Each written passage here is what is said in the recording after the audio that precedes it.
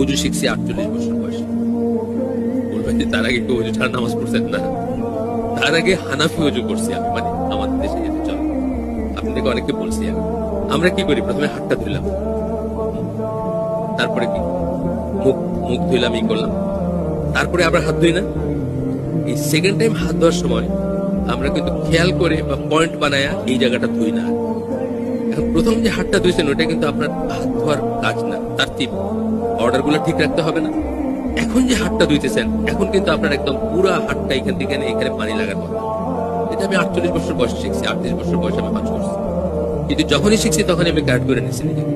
আমি আর বসে থাকি নাই যে আমার মাঝাবে তো এটা নাই, বা আমার তো এটা কোনোদিন কেউ বলে নাই, বাপে বলে নাই, দাদা বলে নাই, আমার হুজুরের কাছে যার কাছে ছোটবেলায় শিখছি নামাজ সেও বলে নাই, তা আমি এটাই ভুলটাই আমি ধরে রেখে আমি ওটাই, আমার সমস্ত ইবাদত নষ্ট হয়ে যেতে পারে। যখন আমি জানলাম যে আসলে তো প্রথম হাত ধোয়াটা তো অজুর কোনো অংশ না, অজুর যে 4টা ফরজ তার ভিতরে প্রথম হাত ধোয়াটা না, কিন্তু ওইটা ওয়াজিব হচ্ছে আপনি ঘুম থেকে যখন উঠছেন আপনার হাত কোথায় গেছে এটা রাসূলের একটা হাদিস আছে, আপনি জানেন না, এই জন্য আপনি ধুয়ে নেবেন, জাস্ট ক্লিনিং আর।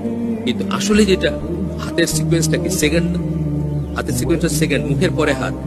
এখন ওই সময় যখন ধুইতেছেন তখন আপনার উচিত এই পুরাটা আবার ধোয়া, এই হলো হাত ধোয়া।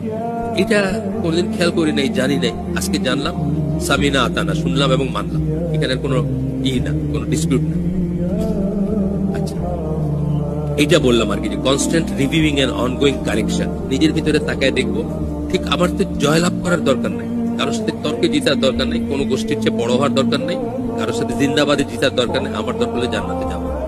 আমি যদি আল্লাহকে গিয়ে বলতে পারি যে আল্লাহ, আমি সিনসিয়ারলি জানতাম যে আল্লাহ রাসূল এটা করতে বলছেন, সেই জন্য আমি এটা করছি। আমার একটা ওয়ে আউট থাকতেও পারে, ভুল করে থাকলেও আমি সিনসিয়ারলি ভুল জিনিসটা করছি জেনে যে আল্লাহ রাসূলই করছেন, আমার ক্ষমতার বাইরে ছিল এটা তাকে করা।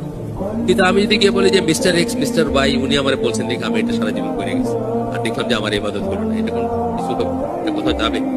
অমুক মুরব্বী অমুক বুজুর্গ কইছেন বা অমুক শায়েখ বলছেন, হবে না। সুতরাং আমরা এগুলো কারেক্ট করে নিব, নিজেকে রিভিউ করবো, নিজের ভিতরে দেখবো, কারেক্ট করে নেবো।